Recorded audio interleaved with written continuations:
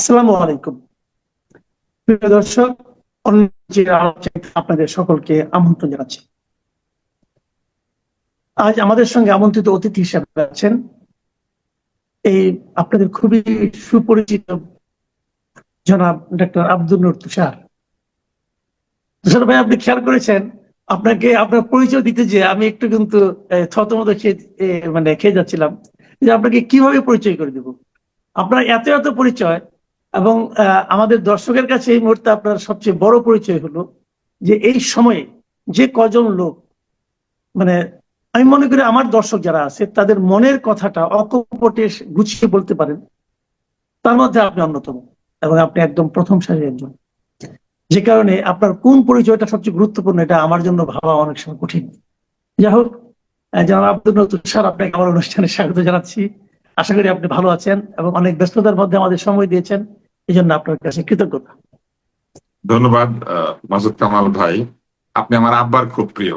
উনি আপনার সব অনুষ্ঠান দেখেন এবং আমাকে মাঝে মাঝে বলেন যে আপনার মতো হাসি মুখে যেন আমি সব কথা বলি। আর আমার পরিচয় খুবই সহজ, আমি আপনাদেরই সহকর্মী এবং আমরা যে সাধারণ জনতা, সাধারণ জনতা হিসেবে আমরা কথা বলি। সাংবাদিকও আসলে জনতার হয়ে কথা বলে এবং আমিও যেহেতু দীর্ঘদিন গণমাধ্যমে কাজ করেছি, আমিও আসলে মানুষের কথাই বলি। এটা অধিকাংশ কথাই যতটা না আমার নিজের, তার চেয়ে বেশি মানুষের। এবং আপনি দেখবেন আমাকে না অনেকে কিন্তু অনেক বলে, কখনো বলে না, আমি যেটা দেখেছি আর কি, কখনো এমন বলে না যে আপনি যা বলছেন এটা আমি কখনো শুনি নাই, এরকম বলে না। সবাই বলে কি, আপনি যা বলছেন আপনি আমার মনের কথাটাই বলছেন। তো মানে এই জিনিসটা, এই ধরনের অভিজ্ঞতা আপনার আছে কিনা? হ্যাঁ, এই একই অভিজ্ঞতা আমারও আছে, এই কারণে যে আসলে মানুষ যা বলতে চায় সবাই তো গুছিয়ে বলতে পারে না, সবাই বলার অবস্থানেও থাকে না এবং অনেকেরই পিছু টান থাকে, অনেকের নানান দুর্বলতা থাকে, অনেকের সুযোগ থাকে না। কিন্তু তারা যে ভাবনাগুলি ভাবেন, যদি দেখেন যে সেই ভাবনাগুলি কেউ গুছিয়ে বলছে, তাহলে তারা ভাবেন যে এটা তারই মনের অনুরণন, তারই মনের কথা যেন কেউ প্রতিধ্বনিত করছে। এবং সংবাদপত্র যে বলেন না যে সমাজের প্রতিচ্ছবি, কথাটাই প্রিন্টে অথবা টেলিভিশনে তুলে আনেন এবং আমি আপনাকে খুবই অনুসরণ করি এবং এই আন্দোলনের পরবর্তী সময়ে আরো বেশি অনুসরণ করছে এই কারণে যে সাংবাদিকের দায়িত্ব এটাই হওয়া উচিত। সাংবাদিক তার নিজের কথা তো বলবে না, সাংবাদিক যেটা ঠিক সেটা বলবে। এটা কারো পক্ষে গেলে যাবে, পক্ষে না গেলে যাবে না, এবং সেইটাই বলে যাবে। ভবিষ্যতেও কেউ যদি আবার ক্ষমতায় আসে, ভুল করে, অথবা নতুন ভাবে কেউ যদি ক্ষমতায় আসেন, ভুল করেন, সাংবাদিক সেটা বলবে, ঠিকটাও বলবে, এবং মানুষ বেছে নিবে কার কথা ঠিক কার কথা ভুল। এখানে আসলে কারো পক্ষে বিপক্ষে কিছু বলা হচ্ছে না, যা ঠিক বলে আমরা মনে করছি সেটা বলছি।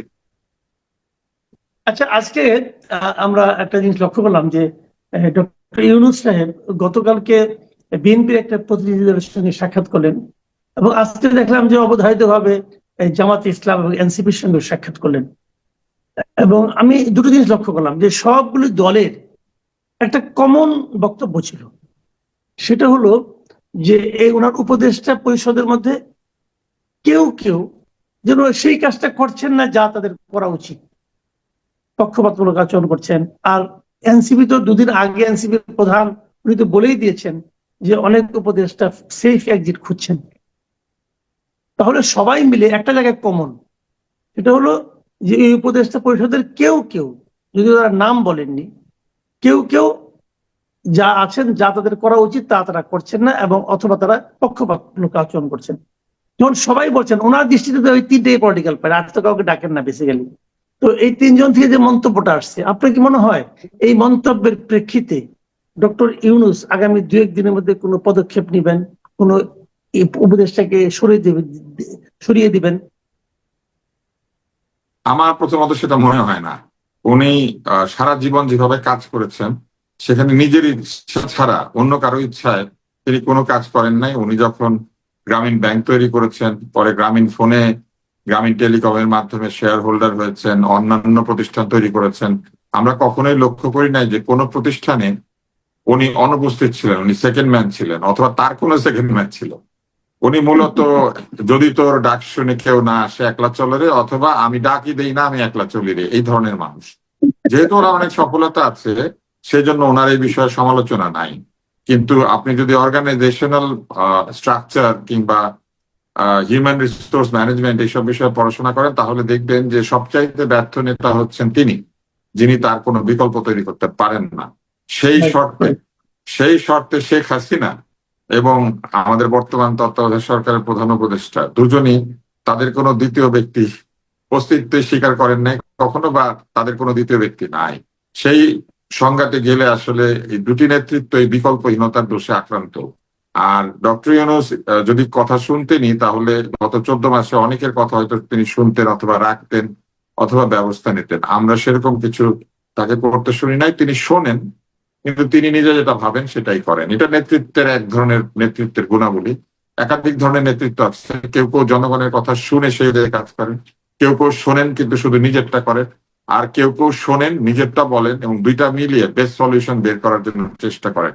আমার মনে হয়েছে যে তিনি আসলে শুনেছেন, কিন্তু তিনি কিছুই করবেন না, তিনি কোনো পরিবর্তন আনবেন না, যদি না কোনো উপদেষ্টা স্বেচ্ছায় পদত্যাগ করে অথবা নির্বাচন করার কারণে অথবা সেফ এক্সিটের জন্য যে কোনো কারণেই হোক তারা পদত্যাগ না করেন বা পদ ছেড়ে না দেন। আর এই যে কেউ কেউ অনিরপেক্ষ আচরণ করছেন, এটিকে আপনি যদি গাণিতিক ভাবে দেখেন, তাহলে জামাত যাকে অনিরপেক্ষ বলছে, নিশ্চয়ই বিএনপির দৃষ্টিতে সে অনিরপেক্ষ হবে না। আবার বিএনপি যাকে অনিরপেক্ষ বলছে, সে নিশ্চয়ই জামাতের দৃষ্টিতে অনিরপেক্ষ হবে না, কারণ নিজের পক্ষে থাকলে পরে কেউ তাকে অনিরপেক্ষ বলে না। আর এনসিপি যাদেরকে অনিরপেক্ষ বলছে, তাদের মধ্যে নিশ্চয়ই আসিফ মাহমুদ, সজীব ভুইয়া এবং মাহফুজ আলম নাই, কারণ এরা তো তাদের কাছ থেকে এক ধরনের মনোনয়ন পাওয়া উপদেষ্টা। অতএব আপনি বুঝতেই পারছেন, যদি প্রত্যেকেরই অভিযোগের মধ্যে কেউ কেউ এর মধ্যে 2 জন করে উপদেষ্টা থাকেন, তাহলে আলাদা আলাদা ভাবে অন্তত 6 জন উপদেষ্টার নামে এই কেউ কেউ অভিযোগটা উত্থাপিত হয়েছে। অথবা এদের মধ্যে যদি কমনও থাকেন, প্রত্যেকের যদি 1 জন করে কমন থাকেন, তাহলে 4 জন কমপক্ষে অথবা 5 জন থাকার সম্ভাবনা। তাই এই উপদেষ্টা পরিষদে সকলের অভিযোগে যদি সত্য হয়ে থাকে, তাহলে বেশি পক্ষে 6 জন, কমপক্ষে 4 জন উপদেষ্টাকে সরিয়ে ফেলা স্বাভাবিক বা চলে যাওয়া স্বাভাবিক। কিন্তু মজার ব্যাপার দেখেন, দলগুলি কারো নাম বলছে না। তারা যখন তাদের প্রতিপক্ষ সমালোচনা করে, তখন বেশ নাম ধরে ধরে কথা বলে, কিন্তু এই উপদেষ্টারা কে অনিরপেক্ষ সেটা তারা নির্দিষ্ট করে দিচ্ছেন না। এটাও বলেন নাই যে তারা কোনো নাম প্রধান উপদেষ্টাকে দিয়েছেন। ফলে এই সমস্ত বিষয়গুলি আসলে এক ধরনের, আমার কাছে মনে হয়, ধোঁয়াশাপূর্ণ পদক্ষেপ। যদি কেউ অনিরপেক্ষ আচরণ করে থাকেন, তাহলে প্রথমে সেই অনিরপেক্ষ আচরণগুলির উদাহরণ সহ জনগণের সামনে বলেন যে এই উপদেষ্টা গত 14 মাসে এই অনিরপেক্ষ কাজ করেছেন। জনগণকে তারা কোনো আমলেই নিচ্ছেন না, জনগণকে তারা কিচ্ছু বলেন না। তারা মিলে বড় একটি ঘরের মধ্যে সোফায় বসে আলাপ আলোচনা করেন, কৌতুক রস করেন, কে ছবি তুলেছে এই প্রশ্ন করেন, নানান ধরনের খাওয়া দাওয়া নিয়ে গল্প করেন। শুনেছি বাদাম কিসমিস এগুলো থাকে, তো আমরা তো কোনোদিন এসব জায়গায় দাওয়াত পাবো না, আমরা সাধারণ জনতা, তো শুনেছি এগুলি থাকে। তো ওইখানে তারা কি নিয়ে আলোচনা করবেন সেটা আমাদেরকে কিন্তু দেখান না, বা কি নিয়ে আলোচনা করেছেন। আবার এই যে অভিযোগ দিয়েছেন, কি অভিযোগ দিয়েছেন, কার বিরুদ্ধে দিয়েছেন, এটাও তারা বলেন না। তারা মিলে নিজেরা গল্প গুজবের মাধ্যমে নতুন নিরপেক্ষ সরকারের দাবি তুলেছেন। প্রশ্ন হচ্ছে যে তারা যাদের নাম দিবেন নিরপেক্ষ হিসেবে, তারা যে নিরপেক্ষ এটা সার্টিফিকেশন কে দিবে? আপনার নিশ্চয়ই মনে আছে। আমার আরেকটা প্রশ্ন, এই যে আমরা বারবার দেখি যে তার নাম বলেন না, কয়েকজন বলেন, অমুক বলেন, তমুক বলেন, এবং জনগণের কাছেও তারা বলেন না।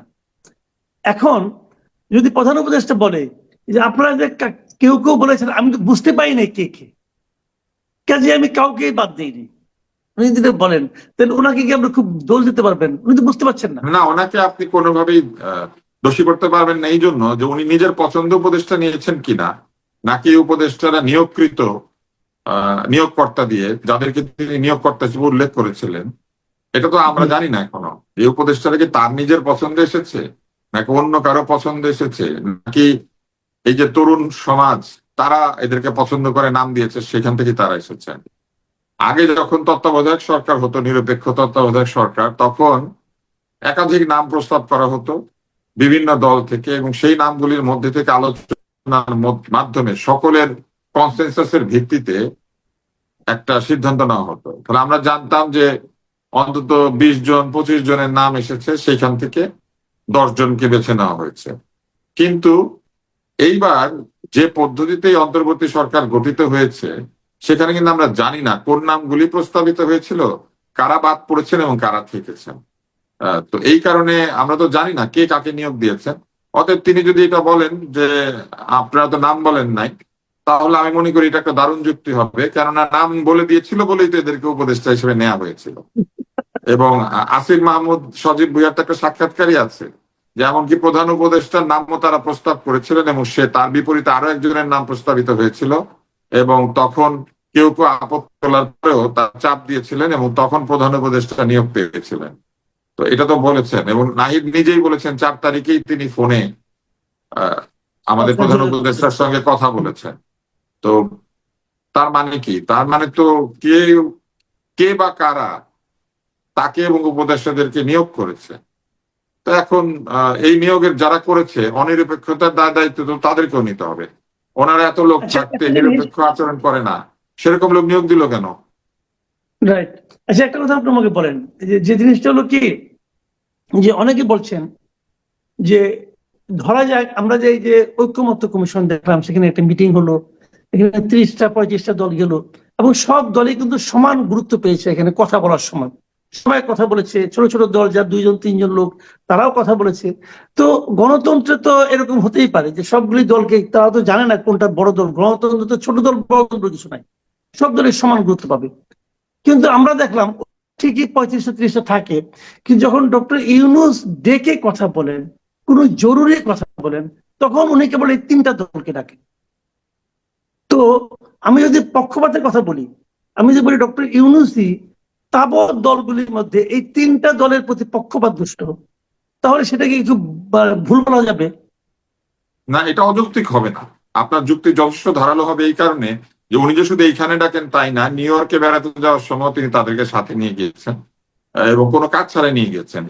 কোনো কাজ ছিল না এই 3টা দলে, ডিম খাওয়া ছাড়া।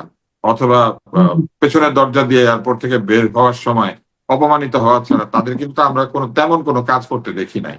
আর তারা ওইখানে গিয়ে আর কি করেছেন, ওই দলের যারা সদস্য তারা তাদের সঙ্গে দেখা সাক্ষাৎ করেছেন।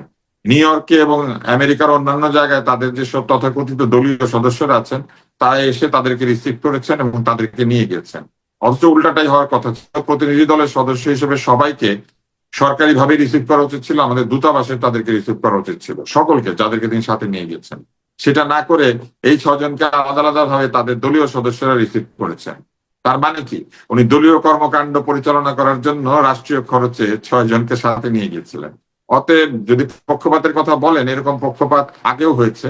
তিনি এর আগেও যখন সাক্ষাৎ দিয়েছেন, তখন একবার বিএনপি অভিযোগ করেছিল যে এনসিপির নেতারা সাথে সাথে সাক্ষাৎ পায় আর তাদেরকে নাকি অপেক্ষা করিয়ে রাখা হয়।